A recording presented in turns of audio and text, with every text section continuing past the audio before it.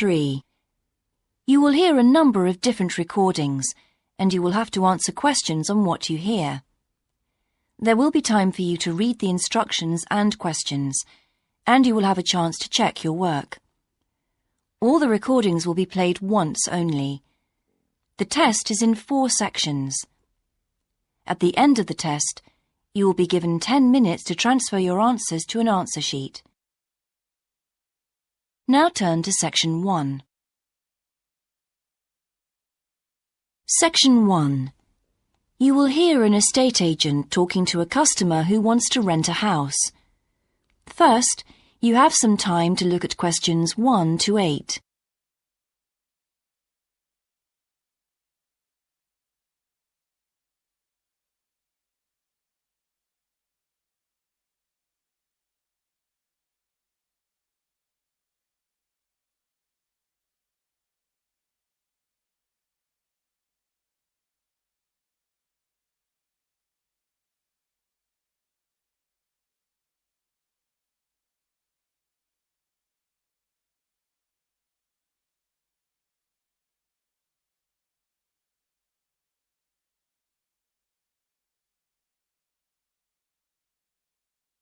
You will see that there is an example that has been done for you. On this occasion only, the conversation relating to this will be played first. Good morning. How can I help you? Hello. I'm interested in renting a house somewhere in the town. Right. Could I have your name, please? Yes, it's Stephen Godfrey. And tell me how many bedrooms you're looking for. Well, we'd need 4 because I'm going to share the house with 3 friends. The number of bedrooms needed is 4, so 4 has been written in the space. Now we shall begin. You should answer the questions as you listen, because you will not hear the recording a second time. Listen carefully and answer questions 1 to 8. Good morning. How can I help you? Hello. I'm interested in renting a house somewhere in the town. Right. Could I have your name, please? Yes, it's Stephen Godfrey. And tell me how many bedrooms you're looking for. Well, we'd need 4 because I'm going to share the house with 3 friends. OK. There are several of that size on our books. They mostly belong to families who are working abroad at the moment. What about the location? It'd be nice to be central. Oh, that might be difficult, as most houses of that size are in the suburbs. Still, there are a few. What's your upper limit for the rent? We'd like something around £500 a month, but we could go up to £600 if we have to. But we can't go beyond that. Do you know how long you want to rent the house for? The minimum let is 6 months, as you probably realise. We're at college here for 2 years, and we don't want to have to move during that time if we can avoid it. Right. And how soon do you want to move in? All our lets start on the 1st of the month. Well, as soon as possible, really, so that means September 1st. OK. Let me have a look at what we've got. We have photographs of all the houses on our book, so you can get an idea of what they're like. There's this one in Oakington Avenue at £550 a month, combined living room and dining room with a separate kitchen. It doesn't have a garage, though you can park in the road. We'd prefer to have one if possible. Right. Then have a look at this house in Mead Street. It's got a very large living room and kitchen, bathroom, cloakroom. How much is it? That one's £580. It's very well furnished and equipped. It also has plenty of space for parking, and it's available for a minimum of a year. Oh, and there's a big garden. I don't think we could cope with that, to be honest. We'll be too busy to look after it. OK. Then there's this older house in Hamilton Road. Living room, kitchen, diner, and it has a study. £550 a month. That looks rather nice. But whereabouts in Hamilton Road? Towards the western end. Oh, that'll be very noisy. I know the area. Yes, it's pretty lively, but some people like it, though. Well, what about this house in Devon Close? That looks lovely. There's a big demand for houses in that area, so prices tend to be quite high. But this one hasn't been decorated for a few years, which has kept the rent down a bit. It's got a living room, dining room and small kitchen, and it's $595 a month. I think it would suit you from what you've said. It sounds fine. Before you hear the rest of the conversation, you have some time to look at questions 9 and 10.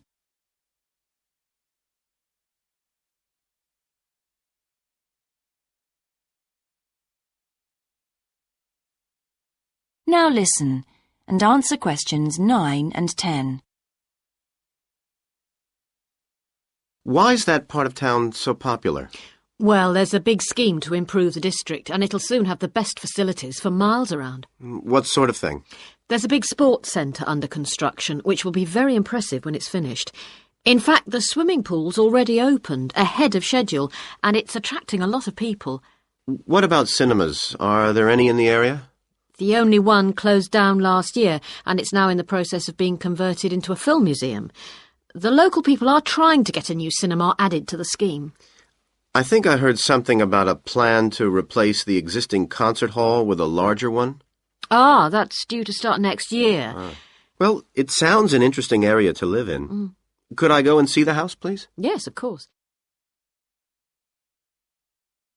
That is the end of section 1. You now have half a minute to check your answers.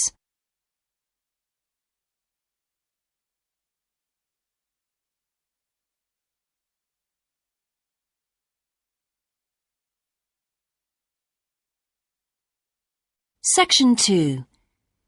You will hear a man talking on the radio about a national arts centre. First, you have some time to look at questions 11 to 16.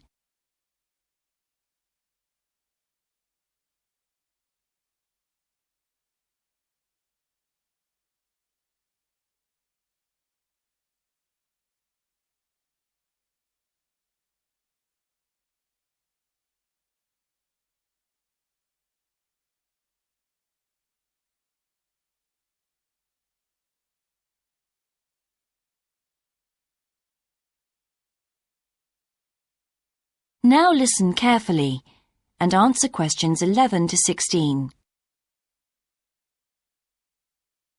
Hello, and welcome to Focus on the Arts. I'm your host, Dave Green, and this is your very own local radio programme. Every Friday evening, we put the spotlight on different arts and culture facilities and look at the shows and events that are on offer in the coming week. And today, the focus is on the National Arts Centre.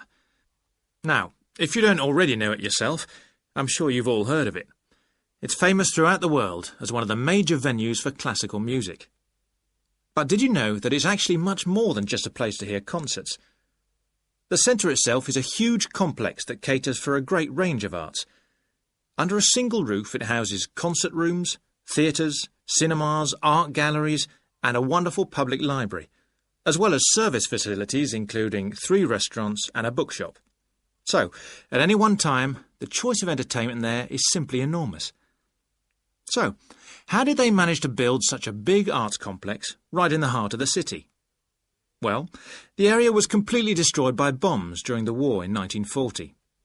So the opportunity was taken to create a cultural centre that would be what they called the city's gift to the nation. Of course, it took a while for such a big project to get started, but it was planned in the 60s, built in the 70s, and eventually opened to the public in 1983. Ever since then, it has proved to be a great success. It's not privately owned, like many arts centres, but is still in public hands. It's run by the City Council. Both our National Symphony Orchestra and National Theatre Company were involved in the planning of the project, and they're now based there, giving regular performances every week. And as the centre is open 363 days of the year, there are plenty of performances to choose from. Before you hear the rest of the broadcast, you have some time to look at questions 17 to 20.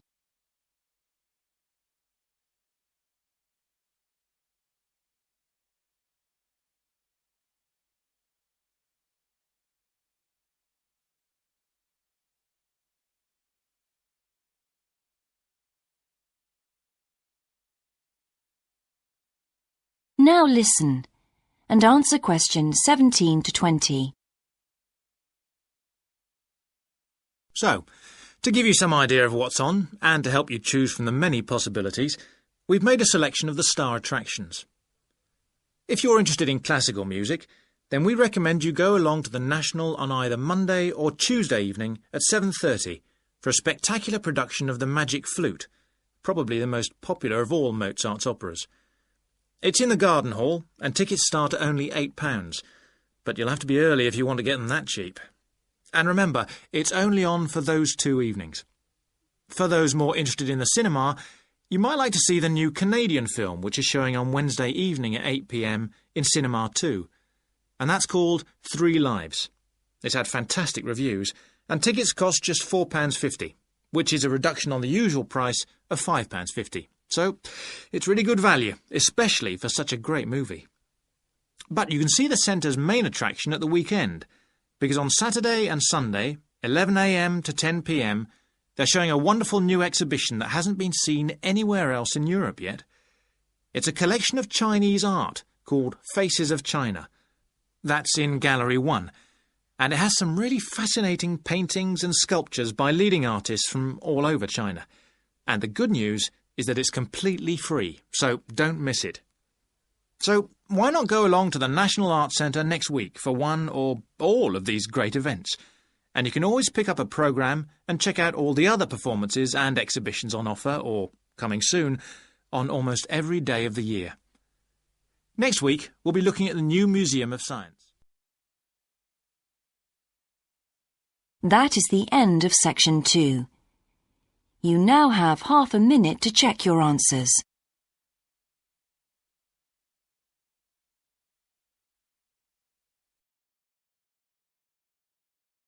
Section 3.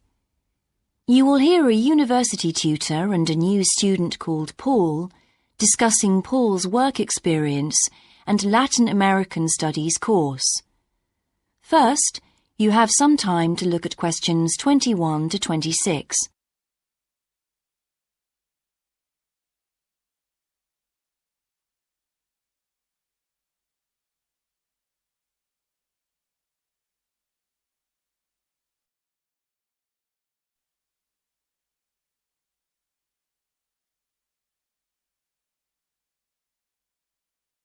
Now listen carefully and answer questions 21 to 26. I've been reading your personal statement, Paul. First, let's talk about your work experience in South America. What took you there? Was it to gain more fluency in Spanish? Well, as I'm combining Spanish with Latin American studies, my main idea was to find out more about the way people lived there. My spoken Spanish was already pretty good, in fact. So you weren't too worried about language barriers? No. In fact, I ended up teaching English there, although that wasn't my original choice of work. I see. How did you find out about all this? I found an agency that runs all kinds of voluntary projects in South America. What kind of work? Well, there were several possibilities. You mean construction, engineering work? Yes, getting involved in building projects was an option. Then there was tourism, taking tourists for walks around the volcanoes, which I actually chose to do, and then there was work with local farmers. But you didn't continue with that project. Why not? Because I never really knew whether I'd be needed or not. I'd thought it might be difficult physically, but I was certainly fit enough. No, I wanted to do something that had more of a proper structure to it, I suppose. I get demotivated otherwise. What do you think you learned from your experience? It must have been a great opportunity to examine community life. Yes, but it was difficult at first to be accepted by the locals. It was a very remote village, and some of them were reluctant to speak to me, although they were always interested in my clothes and how much I had to pay for them. Well, that's understandable. Yes, but things soon improved. What struck me was that when people became more comfortable with me and less suspicious, we really connected with each other in a meaningful way. You made good friends? Yes, with 2 of the families in particular. Good. What about management? Did you have a project manager? Yes, and he gave me lots of advice and guidance. And was he good at managing too? That wasn't his strong point. I think he was often more interested in the academic side of things than filing reports. He was a bit of a dreamer.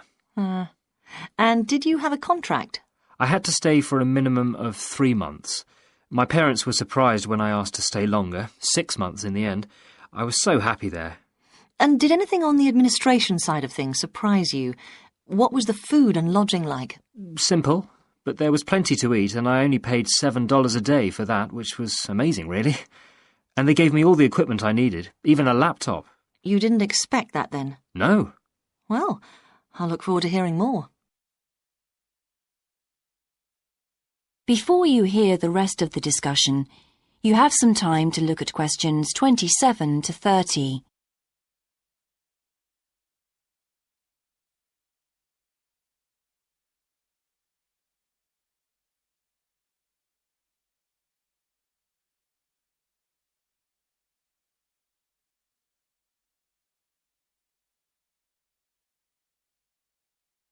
Now listen and answer questions 27 to 30. But now let's look at these modules. You'll need to start thinking about which ones you'll definitely want to study. The first one here is Gender Studies in Latin America. It looks at how gender analysis is reconfiguring civil society in Latin America. Women are increasingly occupying positions in government and in other elected leadership positions in Latin America. I think you'd find it interesting. If it was to do with people in the villages rather than those in the public sphere, I would. OK. What about second language acquisition? Do you think I'd find that useful? Well, you've had some practical experience in the field. I think it would be. I hadn't thought about that. I'll put that down as a definite then. OK. What about Indigenous women's lives? That sounds appropriate. I thought so too, but I looked at last year's exam questions and that changed my mind. Don't judge the value of the course on that. Maybe talk to some other students first, and we can talk about it again later. OK. Yes, and lastly, will you sign up for Portuguese lessons? My Spanish is good, so would I find that module easy? Not necessarily. Some people find that Spanish interferes with learning Portuguese, getting the accent right too. It's quite different in a lot of ways. Well, I'd much sooner do something else then. All right. Now, what we need to do is make a... That is the end of section 3. You now have half a minute to check your answers.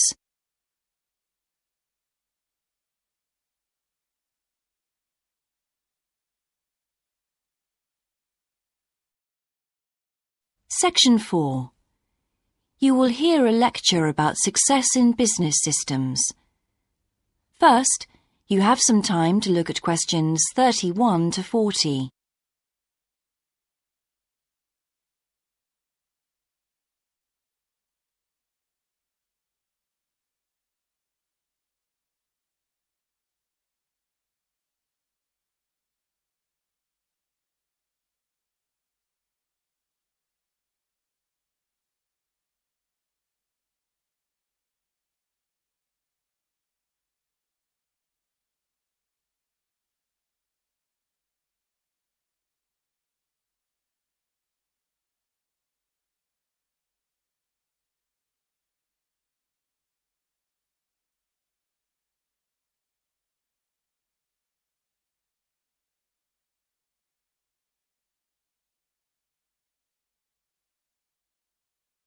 Now listen carefully and answer questions 31 to 40. Good morning, everyone. In the last few lectures, I've been dealing with business finance, but now I'm going to move on to business systems. And in today's lecture, I'm going to talk about what can go wrong when businesses try to copy their own best practices. Once a business has successfully introduced a new process, managing a branch bank, say, or selling a new product, the parent organization naturally wants to repeat that success and capture it, if possible, on a bigger scale. The goal, then, is to utilize existing knowledge and not to generate new knowledge. It's a less glamorous activity than pure innovation, but it actually happens more often, as a matter of fact. However, surprisingly, Getting things right the second time is not necessarily any simpler than it was the first time. Now, there's been a lot of research into how companies can repeat their previous successes, and it certainly hasn't been confined to the United States. It seems that most large industries are trying to repeat their own successes and manage the knowledge they've acquired. But even so, it has been shown that the overwhelming majority of attempts fail. A host of studies confirm this, covering a wide range of business settings: branch banks, retail stores, real estate agencies, factories, call centers, to name but a few. So why do so few managers get things right the second or third time? Let's consider one reason for failure: placing too much trust in the people who are running the successful operation, the experts, shall we say. Managers who want to apply existing knowledge typically start off by going to an expert, such as the person who designed and is running a successful department store, and picking their brains. Now, this approach can be used if you want to gain a rough understanding of a particular system, or understand smaller, isolated problems. The trouble is, even the expert doesn't fully grasp the whole thing, because when it comes to complex systems, the individual components of the process are interwoven with one another. The expert never has complete access to the necessary information. And the situation's complicated even further by the fact that experts are usually not aware of their own ignorance. The ignorance can take various forms. For instance, a lot of details of the system are invisible to managers. Some may be difficult to describe, learned on the job, and well known by workers, perhaps, but impossible to describe in a way that's helpful. And there are some things that people know or do that they're not even aware of.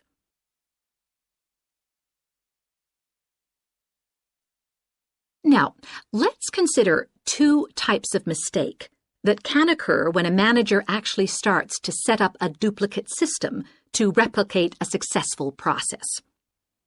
Firstly, perhaps he forgets that he was just trying to copy another process and starts trying to improve on it.